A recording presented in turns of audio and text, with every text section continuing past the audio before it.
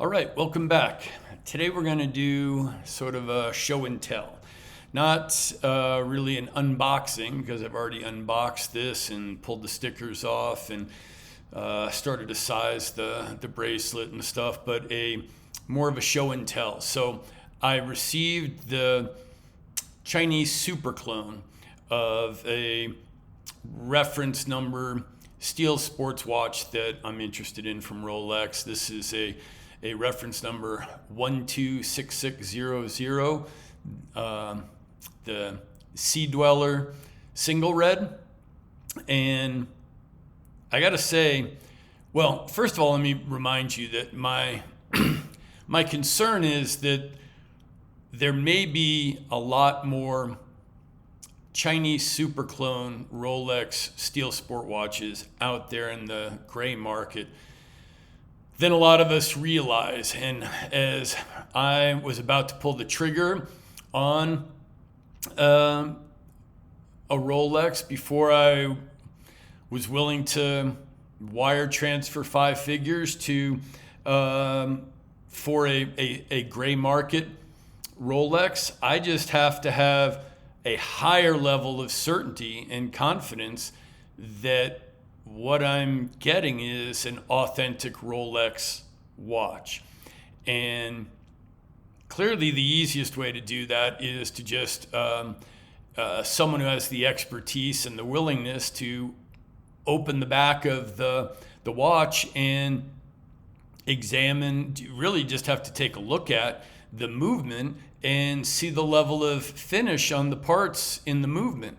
And a Rolex is going to be hand finished and have a beautiful finish on the parts of the movement. And while a Chinese super clone is going to be a cloned movement with all of the same parts, they're not going to be hand finished. They're just going to be assembled.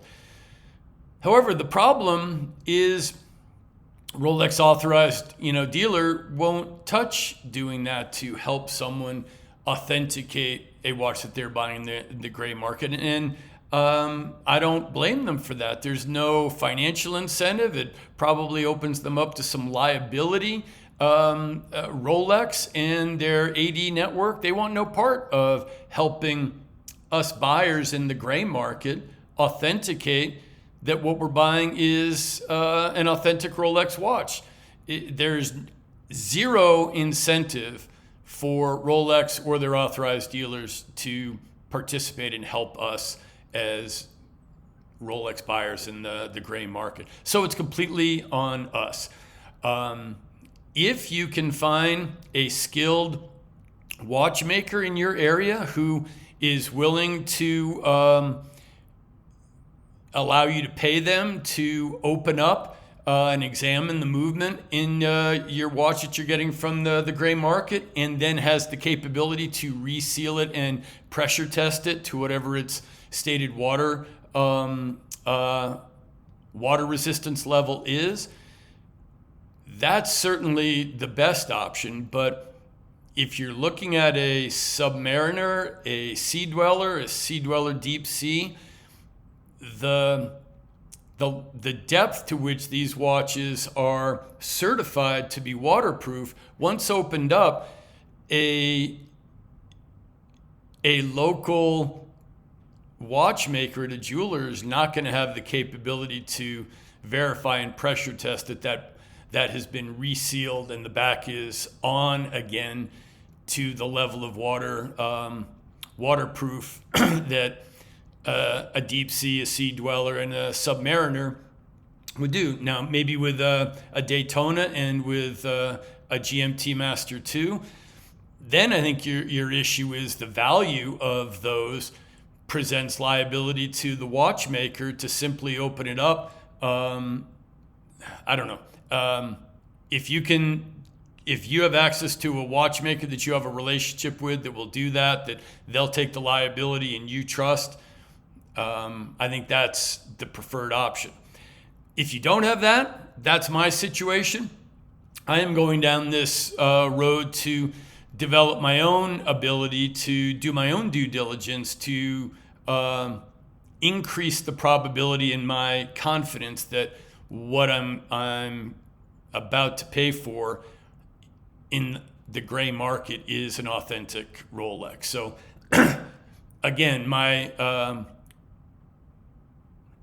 the question I'm trying to solve for is, can I source a known Chinese super clone of the reference number Rolex watch that I'm interested in? So I know without 100% certainty this is a super clone and not authentic.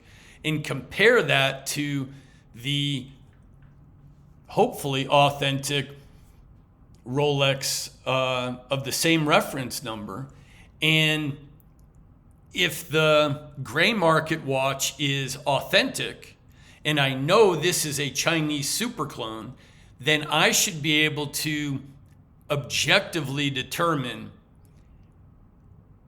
at least one or two and hopefully three comparison points where this gray market watch is different than this Chinese super clone. Because if I can't objectively measure any difference between the gray market Rolex and the known Chinese super clone, then in my opinion, this gray market Rolex is probably also a Chinese super clone. So that's the authentication process that I am hoping to be able to develop for myself so that I can confidently buy a Rolex steel sports watch on the gray market and feel comfortable and confident that it's an authentic watch. Now, for example, this is what I received, and I'm not only impressed with the watch, look at it came with the bag that you would get from a Rolex authorized dealer. This is all Chinese super clone, bag and everything. So I was not expecting that. Here is, the sleeve that you've seen. Let's see, there we go. And this is raised, embossed, the Rolex logo. So,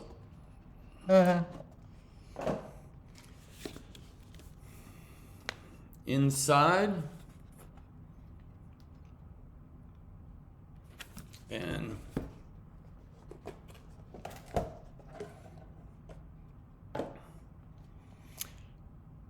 but this is the Chinese super clone box and papers, quote unquote. So this is a leather chamois, white, got some silicone. Now, so here, first of all. So inside, this is the tag. This has I verified that is the unique serial number that is engraved on the laser engraved at 6 o'clock on the Riho. And here is the Rolex. And on this side, can you see it even has the hologram with Rolex on it and the Rolex logo. There you go.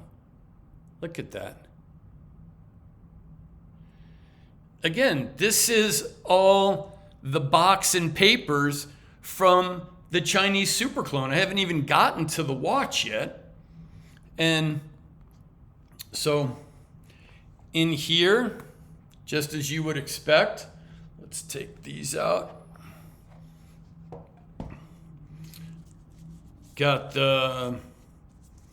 Here's the warranty manual, just as authentic.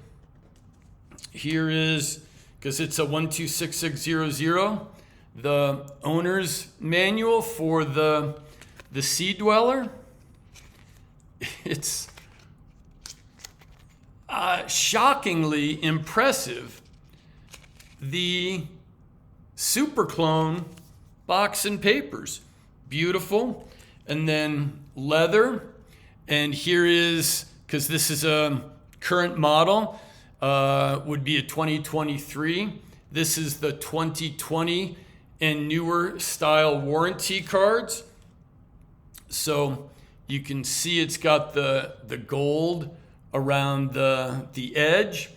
And this has the model 126600, and again that serial number matches what is on the laser engraved on the reho. It also, at 6 o'clock, as you can see, these, the 437293Y6, if I'm seeing that correctly. 437293Y6. And then, as Rolex warranty cards should do, with a blue light underneath, when you do the, I don't know if you're going to be able to see this, but oh, there you can. Do you see in this space right here, when you, there you go, just as authentic. And this one completely surprised me. On my iPhone,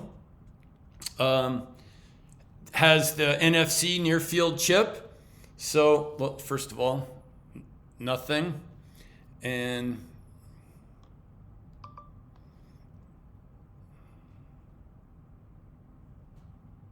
it's hard to do from, so let's see if I can.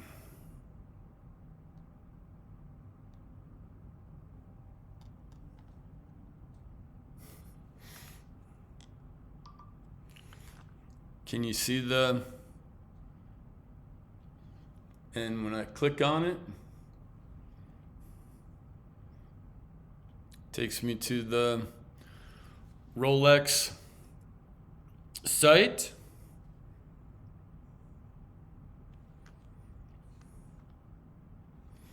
So let's see, I want to do that again. I want to see if I can do it where you can see it here. Does it have to be? Here we go.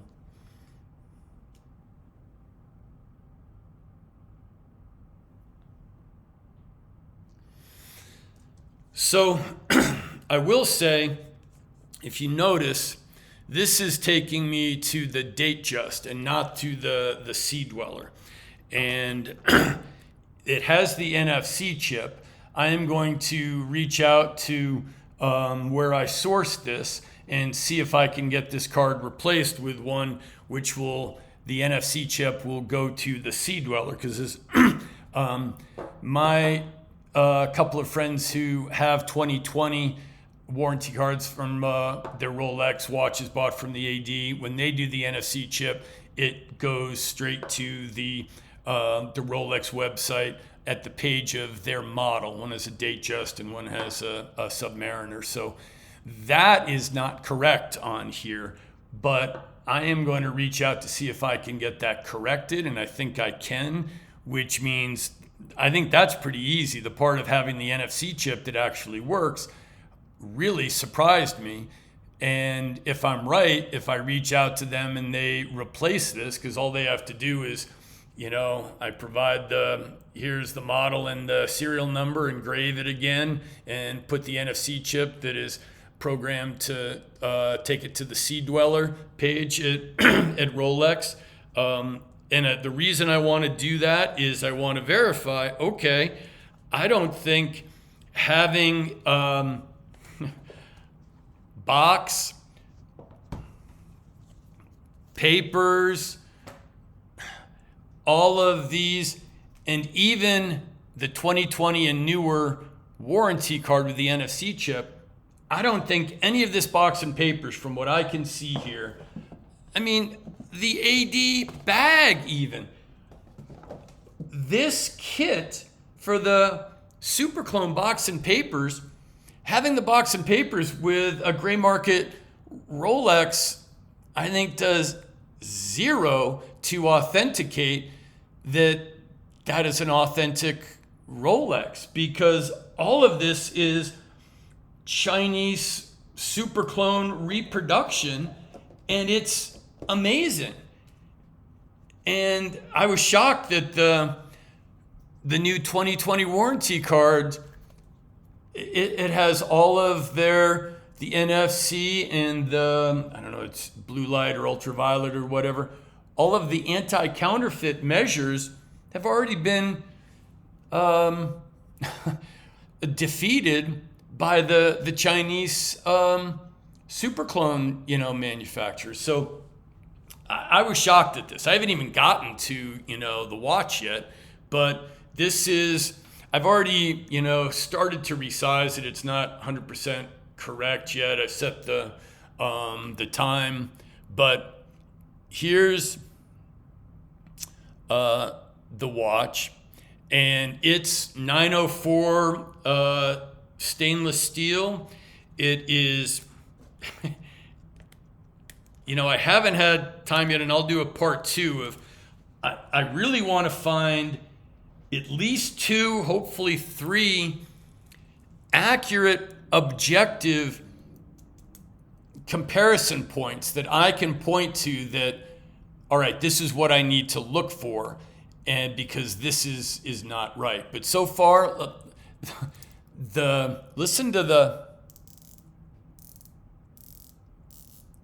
it's got 120 click. It feels beautiful. It's all Swiss Superluminova. It's I don't know. It's so far. Some people I've seen online where they say, oh, the adjustment of the glide lock is not as smooth, or this one works great, and I don't know how. I think smooth or not smooth is too subjective of how smooth. The same on the screw-in crown.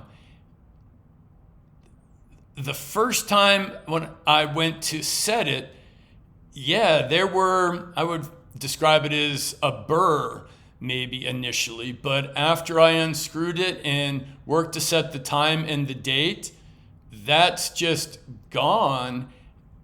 And I don't know if there would be the smoothness between an authentic Rolex and this with the screw-in crown and the setting of the date and the time. I'm just not convinced that, again, that's not, objective enough for me. There's too much subjectivity.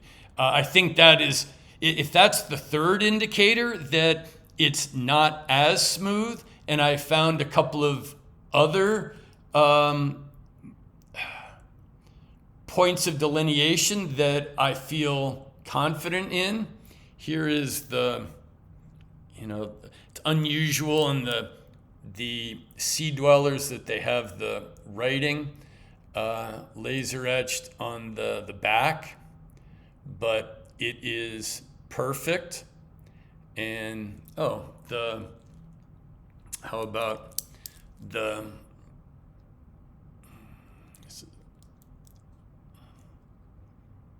there we go. The bracelet is extremely, extremely high quality. Look, this is my Omega Speedmaster coaxial, and the steel and the quality of the bracelet. And I took this one out because this is actually very similar dimensions to the 126600 single red in terms of both thickness. They're both and millimeters. So, but I'm gonna come back for a part 2 on this when I've had time to really go through this with the jeweler's loop. And I haven't found yet, but like I said, I want to find I'd like to find two other points of delineation and make the smoothness of the crown function a third being more subjective. But, I guess I actually should put it on for you and show you. It just is.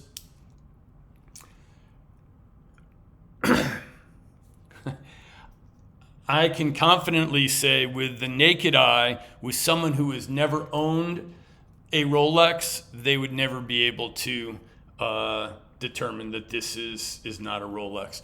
I would be very curious to see a gray market dealer, I think even a dealer with the naked eye, I really think it's going to require magnification to really be able to do a determination, a find. But I'm going to stop right here, and I will come back with a part 2, where hopefully I've got those 2 parts, those 2 points of delineation that I'm going to use for my comparison. But as of right now, I was expecting the watch itself to be very, very high level in terms of a clone. I was totally shocked at the level of quality of the box and papers. It's concerning. That's probably the best term. It's concerning, and it makes me believe my efforts are worth it, that I'm on the right track, because this supports the idea that there could be, unfortunately, more Chinese super clones in circulation on the gray market, that I think the buyer, the seller, the dealer, the buyer, I don't think people are aware. And so it's I think we need to go down this rabbit hole of authentication more rigorously, doing more due diligence ourselves as buyers. And I think I'm concerned we're not going to like some of what we find in how frequently and how many Chinese super clones are floating around out there. Anyway, that's it for now. I'll be back with a part 2 on this.